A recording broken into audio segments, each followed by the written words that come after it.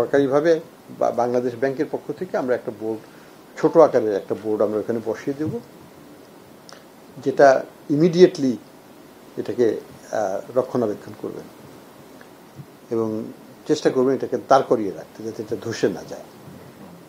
এবং পরবর্তীতে যারা শেয়ার নিয়ে আসতে পারবেন, কিনতে পারবেন, তাদের কাছে আমরা এটা হস্তান্তর করব। যারা এখান থেকে প্রচুর পরিমাণে অর্থ আত্মসাৎ করে চলে গেছে, তাদের যদি কোনো শেয়ার হোল্ডিং এখানে থাকে, নামে বা বেনামে, যে নামে নিক না কেন, সেই শেয়ার হোল্ডিংটা আমরা কন্ট্রোলটা নিয়ে নিচ্ছি until realise the full amount. এই পরীক্ষার্থীরা তো পুরো শিক্ষা বছর পরীক্ষা দিয়েছে, তাদের টেস্ট দিয়েছে, প্রি টেস্ট দিয়েছে। আমি সব কলেজ কর্তৃপক্ষের কাছে আবেদন করব যে তারা যেন এই শিক্ষার্থীদের সকল বিষয়ে পূর্ণাঙ্গ মূল্যায়নপত্র, যেখানে তাদের যে পরীক্ষাগুলো দিয়েছে সেই মূল্যায়নপত্রটা তাদেরকে দেওয়া হয়।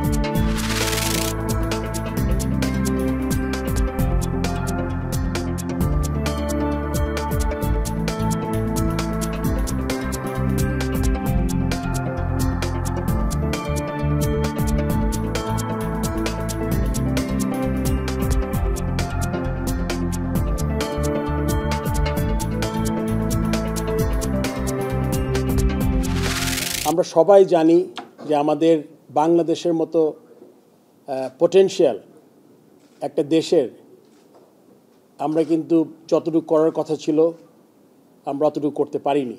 গঠনতন্ত্রটা আছে যার মাধ্যমে আমরা ডিরেক্টররা নির্বাচিত হই এবং ইভেনচুয়ালি প্রেসিডেন্ট। এই গঠনতন্ত্রের ব্যাপারে আমার চিন্তা করতে হবে যে এক্স্যাক্টলি আমাদের জন্য সবচেয়ে ভালো কি হয়। প্রত্যেকটা অর্গানাইজেশনে যেই দুর্নীতির কথা শুনেছি, এটা ক্রিকেট বোর্ড এটার বাইরে না। যদি এরকম কিছু থাকে ডেফিনেটলি এটা আমরা লুক আফটার করব।